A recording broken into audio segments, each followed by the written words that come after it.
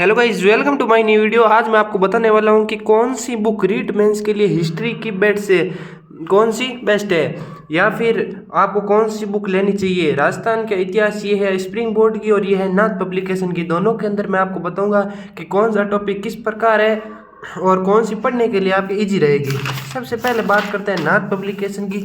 इसके अंदर आप देख सकते हो राजस्थान के इतिहास के स्रोत, सभ्यताएं और राजवंश से लेकर 1857 की क्रांति, जनजातीय आंदोलन और प्रजामंडल लेखीकरण, सारी चीज़ें हैं इसके अंदर। बुक के अंदर डिफिकल्टी ये है कि इसके अंदर एक तो बहुत ज़्यादा मटेरियल दिया हुआ है और दूसरी है कि पॉइंट बेस पर ये बुक नहीं छपी है।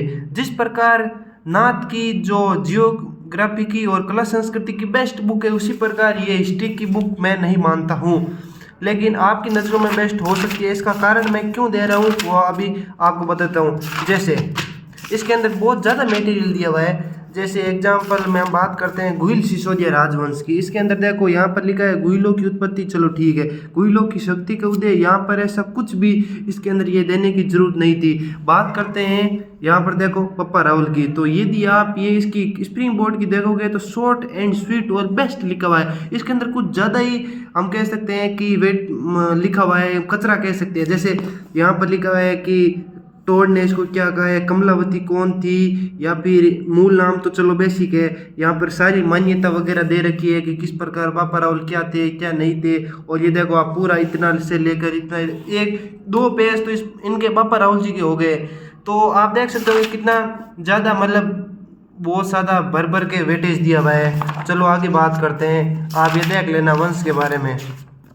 और किसान आंदोलन में आप बात करते हैं तो किसान आंदोलन में भी काफ़ी मतलब चीज़ें दे रही। इस ये पेज देखो आप, इसके अंदर कहीं पे भी ऐसा नहीं है कि कोई रेड लाइट मतलब जो होता है कि हेडिंग दी हुई है जिसे हम आसानी से याद कर सके, ऐसा कुछ नहीं है।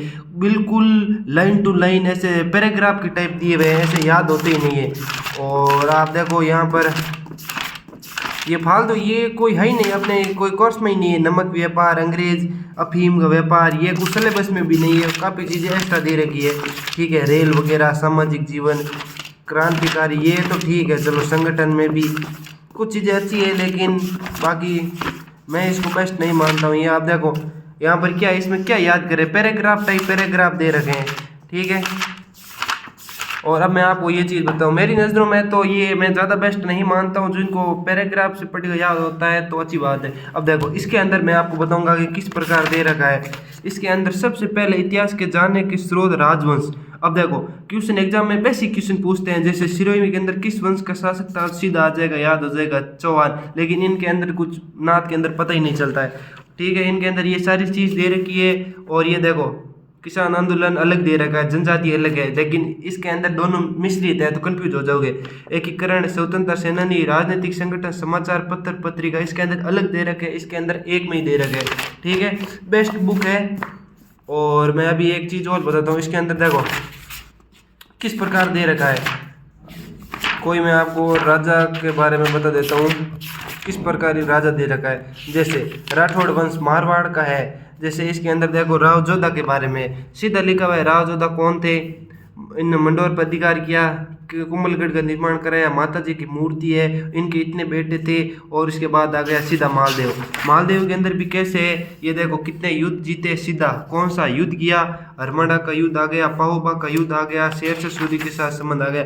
बेसिक लिखा हुआ है, ज़्यादा ऐसा कुछ भी नहीं लिखा हुआ है। सीधा आ गया दरबारी विद्वान, पत्नी कौन थी, उमा दे, और ये सारे दरबारी। उसके अंदर क्या है कि दरबारी विद्वान वगैरह सब साथ में दे रखे। इसके अंदर सीधी आ गई उपाधि, हिंदू बादशाह, हसमत वाला राजा, सीधा कंप्लीट मालदेव। इस प्रकार चलो मैं आपको बताता हूँ एकीकरण वगैरह वो टॉपिक। जैसे 1857 की क्रांति है, बेसिक चीज़ दे रखी है, कौन राजा था कौन वगैरह। अपने को इससे कुछ ज़्यादा लेने देना नहीं, अपन सीधा यहाँ पर चलते। नसीराबाद में क्या थे, उसके अंदर तो बहुत कुछ समझ नहीं आ रहा है। इसके अंदर पॉइंट टू पॉइंट लिखा हुआ है। देखो नसीराबाद में क्या लिखा हुआ है, 15 नेटिव इन्फेंट्री थी, किसको मारा, सीधा आ गया।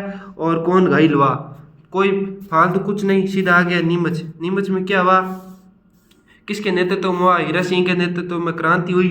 और शरण किसने दी, रुद्रराम ने जो है। बाद में सीधा एरिनपुरा आ गया। एरिनपुरा में क्या है, लोग कंफ्यूज हो जाते हैं कि बिटोड़ा का युद्ध कब हुआ, चेलावास का कब हुआ, अवा का क्या हुआ। सीधा दे रखा है, तीनों पॉइंट टू पॉइंट टप याद हो गए। इस प्रकार इसमें काफ़ी चीज़ें वो पूरी की पूरी किसान आंदोलन देखो, बिजोलिया किसान आंदोलन क्या था, कौन से कर थे, चौरी कर और तलवार बंदी कर किसने लगे, कितने चरण थे, 3 चरण थे।